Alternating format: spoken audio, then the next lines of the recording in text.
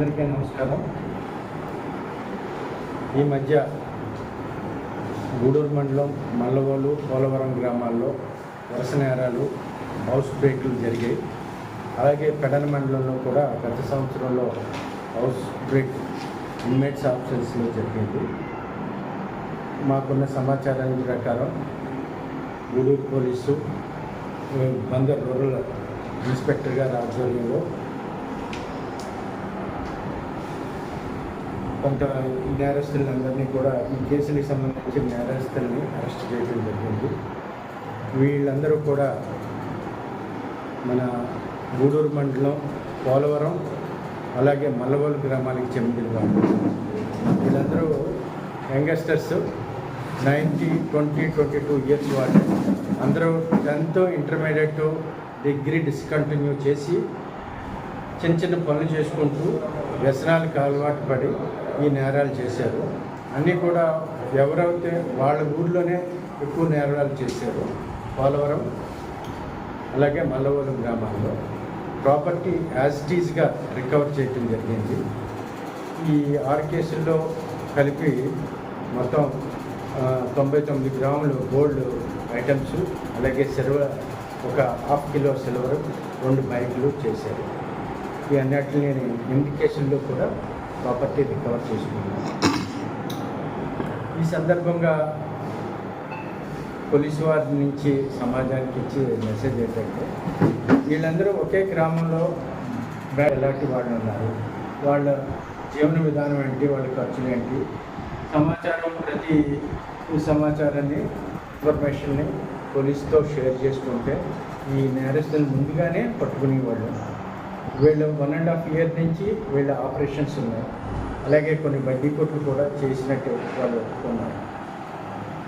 వీళ్ళు వ్యసనానికి అలవాటు పడటం, సరైన ప్రాపర్గా పేరెంట్స్ కేర్ లేకపోవటం, ఇవన్నీ జరిగింది.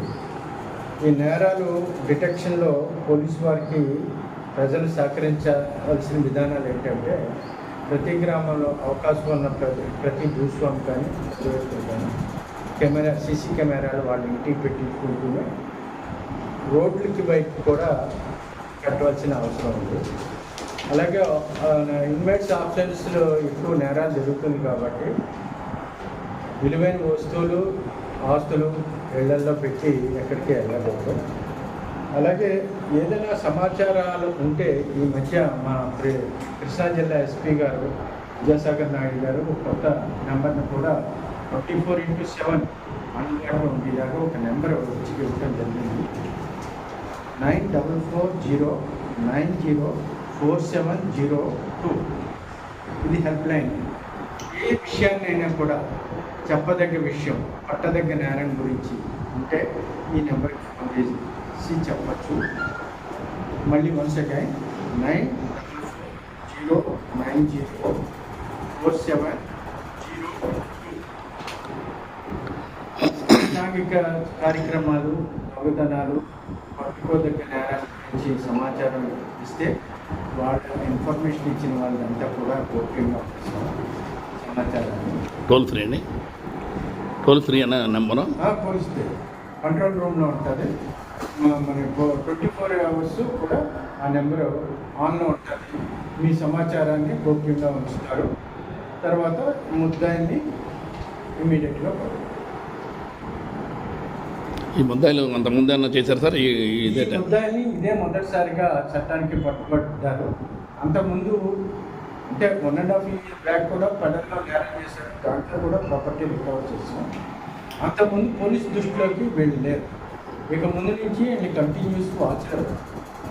గతంలో కంచాకోడూరు చుట్టుపక్కల కేసుల్లో కొందరు ముద్దాయిలు యూత్ని పట్టినారు. వాళ్ళలో ఎవరైనా ఉన్నారా? వీళ్ళు లేదు. సరే, థ్యాంక్ యూ.